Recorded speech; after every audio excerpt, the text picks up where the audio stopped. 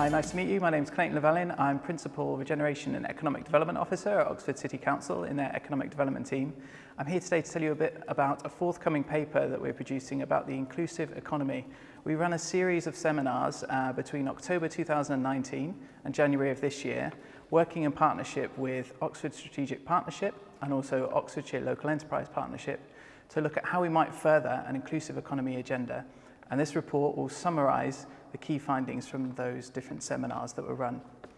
So the first thing to say about those seminars is that we ran 4 seminars in total, each of them focused on a different area that would help us to further that agenda in the city and across Oxfordshire as well.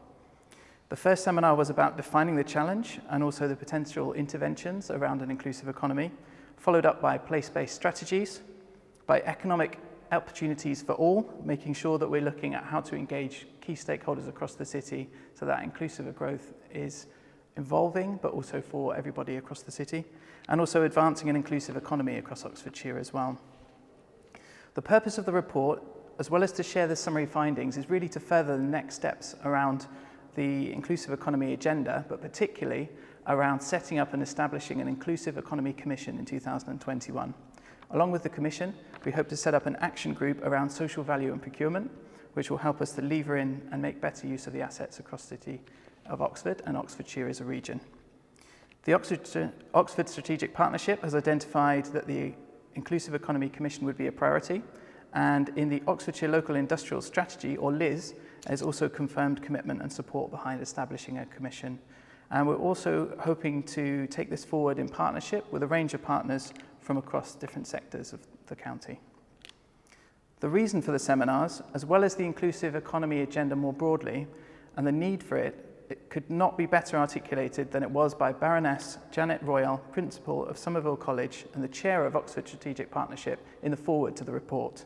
And this is what she said: Oxfordshire has one of the strongest economies in the UK, and it has grown strongly over the past 15 years.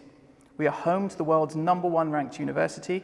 We have a highly educated population, innovative companies, and economic opportunities that we hope to make better use of. However, our recent growth has exacerbated rather than reduced inequality.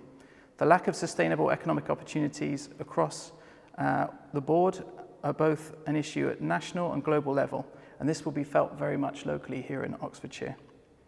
Oxford is ranked as the second most unequal city in the UK, and housing affordability is a critical long-term issue, along with divergent educational attainment, health outcomes, and food poverty for far too many of our residents. The seminars were really well attended from a wide range of stakeholders from across sectors, public, private, and voluntary and community sector. Some of the key learning that came from it is that the inclusive economy can't be standalone. It has to be hardwired into our overall economy and community. Economic growth as an end in itself isn't enough, and we need to focus on how that growth is shared more equitably across everybody. It's important that we structure an inclusive economy within the business environment, and particularly the financial and institutional capabilities that we'll need to further it. Words and metrics are important to further this agenda, but they're not enough, and we need to clarify purpose and accountability, and a body like the Commission would help us to further that. While income inequality has been an issue in Oxford and Oxfordshire for a few decades now, the growth of inequality over the past decade has been really pronounced, and the housing prices and the lack of affordable housing have really made that much worse. Technological change and the shift towards a service-led knowledge economy is also reshaping employment and hollowing out existing occupations which created new types of jobs previously.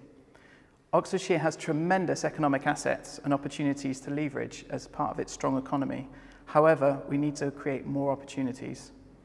The University of Oxford, which is planning to develop innovation districts, has combined their vast number of tech and science spin-outs with residential living and provides an opportunity to effectively integrate new community with existing neighbourhoods. And this is a fantastic example of what we mean.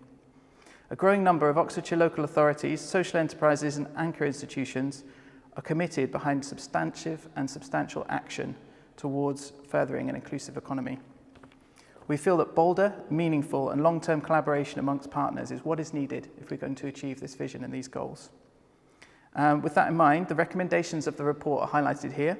The key 5 things are that we hope to work together across city, county and district levels with a wide range of partners to form the Inclusive Economy Commission. After establishing the Commission, we also want to look at other examples from across the UK where partners have formed commissions or other groups of a similar kind to further inclusive economy so that we might learn their best practice. We'll also set up a task and finish group around local procurement and social value, and we'll work in partners to undertake wider community engagement to make sure that people who would be affected by an inclusive economy agenda are involved in making that agenda as well. So in order to take this work forward, we'd love to engage with businesses and other key partners. So if you feel like you'd be interested to get involved in that agenda or to support it in some way, please do contact me. I'll make sure my details are shared via Richard and the B14. Thank you.